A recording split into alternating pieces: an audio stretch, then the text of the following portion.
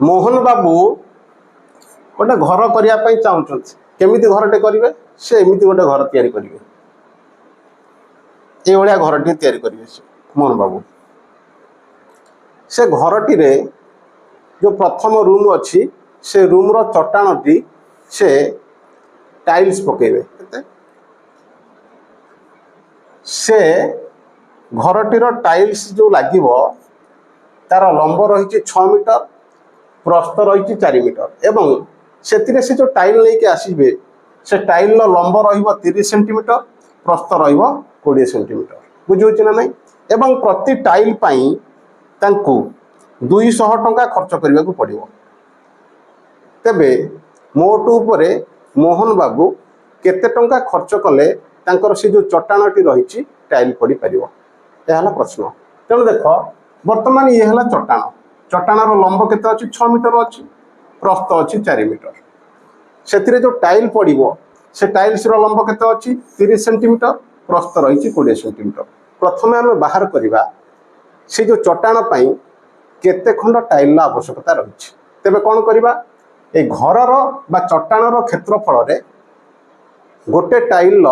क्षेत्रफल को आम हरिदेले जापर केते खंड टाइल आसो आयतकार चट्टाण हिसाब से तार क्षेत्रफल कौन दैर्घ्य गुणन प्रस्थ तेणु आम लिखा 6 मीटर गुणन 4 मीटर तेणु आम 4 मीटर आ 6 मीटर लिखा परिवर्ते ये जो टाइल रही सेंटीमीटर रे तेणु आम कौन करवा सेंटीमीटर रे कन्वर्ट करदे जदि ताकू सेंटीमीटर आम कन्वर्ट करदे ताहले आम केते लिखा ये है 600 सेंटीमीटर ये है 400 सेंटीमीटर से ये है चट्टाणर क्षेत्रफल आ सहित हरिवा क्या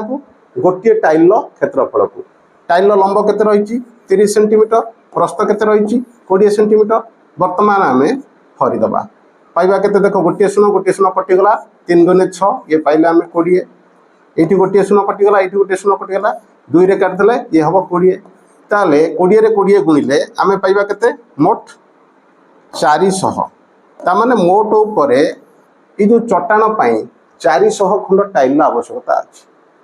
कौन कहते गोटे टाइल मूल्य जदि 200 टंका हुए गोटे टाइल मूल्य जदि 200 टंका हुए 400 टाइल मूल्य केते हम 4 दूने 8 4टा शून्य अच्छी देदेले वर्तमान मोट उपर जदि 80,000 टाइल चट्टाण हो पार जदि वीडियो भल लगे लाइक शेयर और कमेंट करवा आ सब्सक्राइब भी करवा थैंक्स फॉर वाचिंग।